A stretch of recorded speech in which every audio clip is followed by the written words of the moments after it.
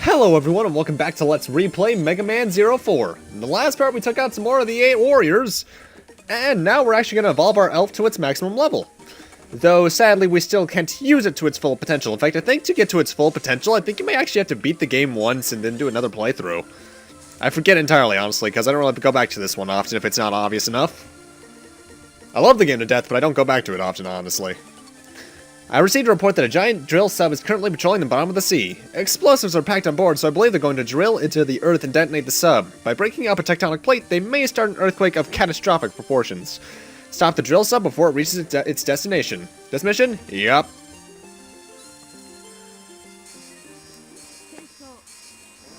I'm actually rather indifferent to this next mission. There should be an enemy submarine in the deep sea. Even for you, there's a limit to how much water pressure you can handle, so I'll try to find a route. Get in before the count in the upper right corner runs out. That was kind of oddly worded. And so yeah, we actually have a timer in here. I'm not sure what happens if you run out of time. Area around sub maze. Don't get lost. Yeah, I'm not sure why they did that, but I'm not sure what happens if the timer runs out, if it's damage or if it's a death, because I've never honestly run out of time here. The area loops around in a circle, so honestly, if you just go enough time, you should, dash enough in platform, you should find your way around rather easily. And when CL contacts you, that's when you know you're going the right way, because she only does that when you're progressing. 0, reception, King. I forget if the reception breaks up when you're playing with the weather in your favor. It's been forever since I actually did this stage with the weather in my favor. I know one thing changes for a fact, but I forget what else does, honestly. You've made it... Maybe the timer counts down slightly faster if the weather's in the boss's favor? I'm not sure. Maybe you have more time in general, I'm not sure. Either way, if you recall the fire dragon from Heat Emblem stage, this is the ice equivalent, which honestly I probably should have used the fire EX skill upper slash thing, rearranging on, but I never did. Honestly, it's pretty much the same boss. It has the charge attack, it has the laser attack. The one difference is that its fireball attack from the fire guy is now replaced by that little ice attack. Actually, one thing you can do, I think it's with the hacker level type abilities, is, I forget about this, I honestly forget the specifics, but there is a level where it's, for the Cyber Elf will actually start firing out shots, and you can actually have it fire out fire, ice, or electric elemental shots, so if you want to take down these bosses slightly faster without having to use your EX skills, that's the way to go. Honestly, though, they're not hard mini-bosses. They just have a bit too much health. Odd, because the bosses in this game go down pretty quickly, as you've seen in some cases. Especially now that I have Quick Charge 3.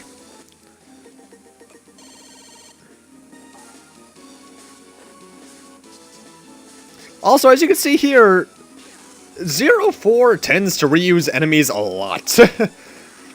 I know a lot of games in the Mega Man series do that to begin with, but 04, out of all the Zero series, is honestly probably the most guilty of it, next to maybe 01.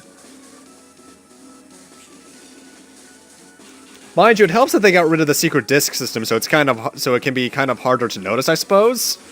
But mind you, they put bringing that secret disc system back in ZX Advent, and I believe ZX1 as well. But I think they changed the way it works slightly in ZX1.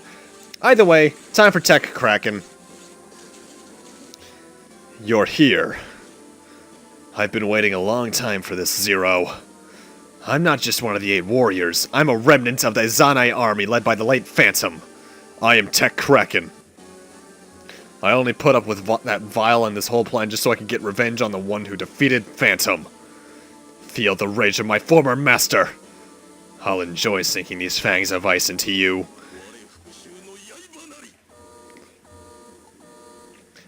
Now, first off, one thing that changes in not Squid Adler from X5's fight here, if the weather is in his favor, is that the ice now slightly changes the shape of the room. You'd have the entire area if the weather was in your favor, but since it's in the bosses, ice covers part of it.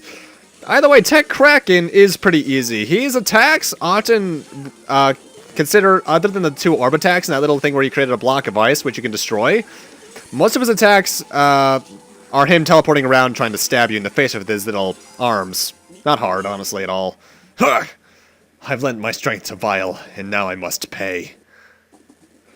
There's no way for me to save Phantom's soul. But I did what I had to do. Phantom, forgive me. Honestly, as a whole, the entire stage is pretty meh. I'm indifferent to it. I honestly think it's probably the easiest out of the main 8 levels. But at the same time, it's just kind of there. But we got his EX skill, which is the Ice-type Buster Shot. Welcome back. So the boss of this area was one of Phantom's men.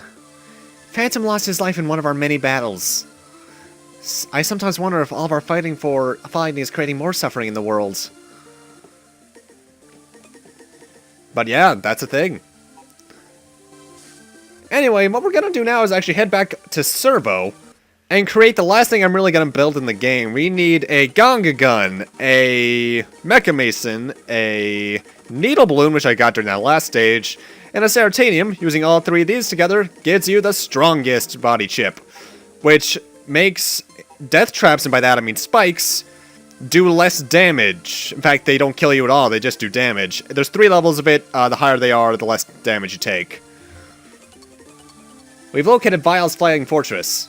It generates lightning clouds that become the source of lightning and acid rain. Get on board and ground that monstrosity. Monstrous monstrosity. Yeah, that was good reading there, Kyle. Good lord.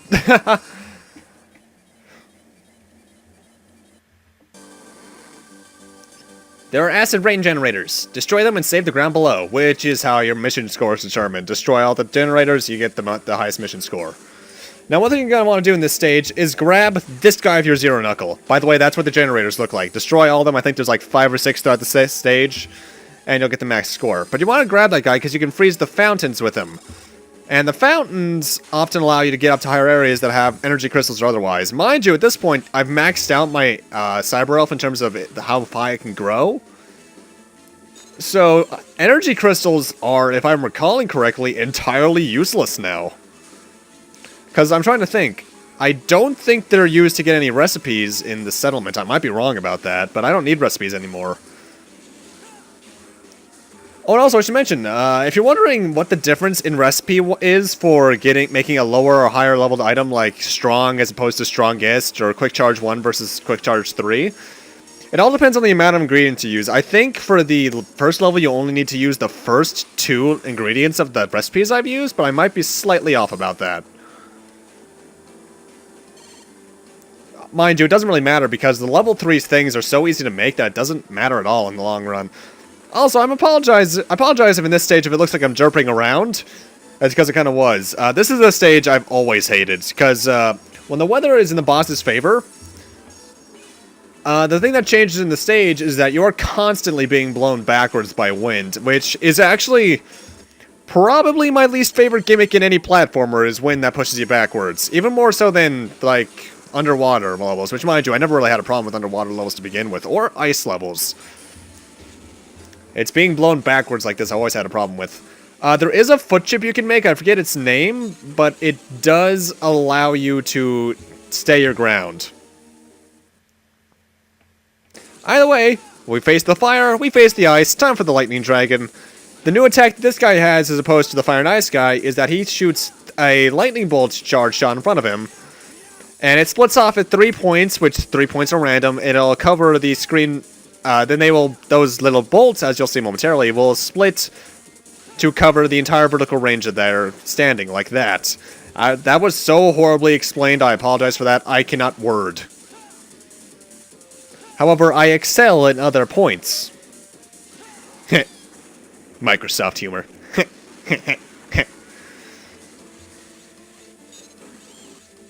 Never do that laugh again, Kyle. Good lord. Oh boy. One thing I can say for a fact about this stage, in fact, about 04 in general, is that like Mega Man X3, A lot of the enemies do pretty decent damage to your health bar, and I think that's partially a balance system. Because unlike Zeros 1 through 3, you can take out any of the stages you want first, so I guess they kind of did that just to make them somewhat balanced. Which, mind you, some stages are directly harder than others. Like, I hate this stage. I always go after this one either last or second to last. Though I forget, when did I do it in my original Let's Play? I'm gonna have to look at that later. Mind you, I don't recommend watching my original Let's Play of these games because it's clear how much I've changed in terms of the way I do things. And the fact that I no longer sound like I'm bored, and yeah, just pretty much I'm not bored. Which really is my reason for redoing the entire Zero series, because I sounded really uninterested in my original Zero LPs. Which these games deserve better. They really do. Mind you, to some people, the way that Inafune's been acting makes sense why Capcom hasn't made any Mega Man games, hence hasn't given it the proper respect, but at the same time, Mega Man's gotten a lot of Virtual Console releases, so at the same time, I suppose that's kind of balanced. Either way, I'm going to get off that topic and head to the boss fight against Pegasolta Eclairs. I'll smite the worthless vermin down below. Lord Vile came up with a plan as beautiful as myself. All ugly things must bow down before me. Pegasolta Eclairs will send you to the depths below. Well then, Mr. Pony Chocolate Thing, prepare to fall via my blade. Pegasolta is actually not anything to be laughed at. First off, he hurts. And his attacks can be kind of troublesome. Especially this one where he does like a little Z stab attack. It's kind, you'll see in a few minutes. Not a few minutes, about a minute. It's kind of troublesome to dodge. Attack-wise, he's not that bad overall, though. Aside from that one, he only has one other one where he kind of charges energy up in him. This one, actually. Because I'm not sure how you're supposed to dodge that. The more annoying thing about this fight is the environment, because you are being pushed left and right by the wind, so watch out for yourself. Otherwise, not that bad of a boss fight. Ugh! How could this happen to me? You? Beating me? That's impossible. But my death... it's so beautiful! You know, I tell you to suck it up and stop being such a narcissist, but you're kind of exploding. So I'll give you a pass. And I still have my A rank. I'm kind of surprised by that. Either way, we got Thunder Stab, which is one of my favorite EX skills, which is why I won't turn it on until next part.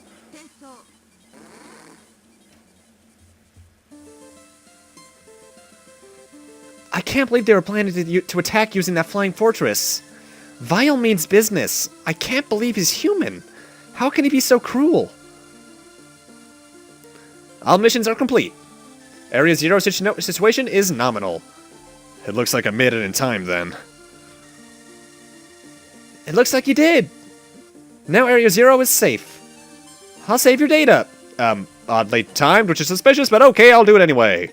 Let's see how long I've been playing this game. Oh god, my speedrunner is cringing. I saved your data for you. Take a break. You deserve one. I'm receiving word from the Resistance base. Opening channel. CL0, it's terrible. The base radar has detected a large energy signature. The signature is coming from space. Space? The energy signature is off the charts. It's heading... Area 0, get out there. What is it? Respond! What's going on up there?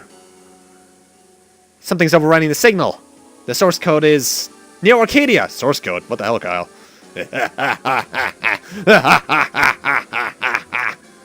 I knew it. Dr. Vile!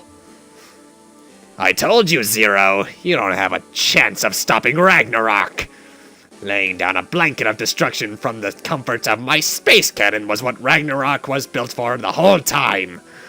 The 8 warriors were nothing more than a diversion until I could complete Ragnarok.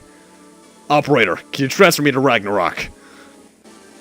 I'm sorry, I can't pinpoint the coordinates. I can't send you anywhere without a destination. Your confusion thrills me to no end. You pathetic insects crawling around getting excited about your precious nature. I want to hear you scream as you meet your doom. The only one that's doomed is you. How dare you? That voice. Craft?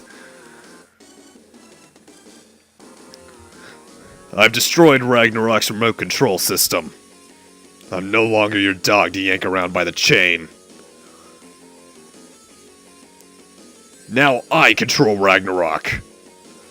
Your space cannon is no longer pointed at Area 0. It's pointed at you and Neo Arcadia. Seduced by the sweet words of a woman. Unbelievable. You do realize how many humans and Reploids are living under my control. Are you saying I should play the loyal Reploid and follow you? Not doing, not thinking, just waiting at your beck and call? And are you condoning the destruction of nature, struggling just to survive? I will not let you take control. I've fought too long and too hard for humanity to let you. I will change the world.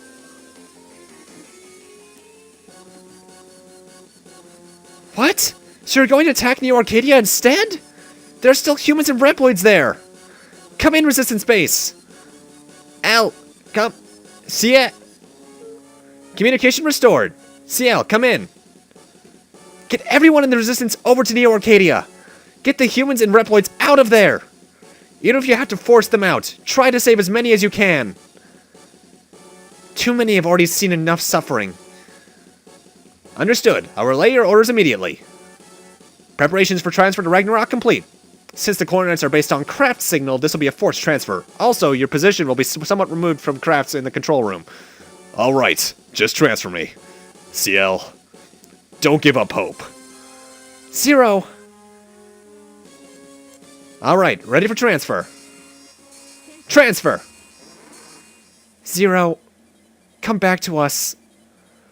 Alright, but with that, I'm going to need to end this off here. Thank you guys for watching, and in part 8, we'll be heading to Ragnarok and hopefully stopping Kraken from making what is likely a huge mistake. See you guys then.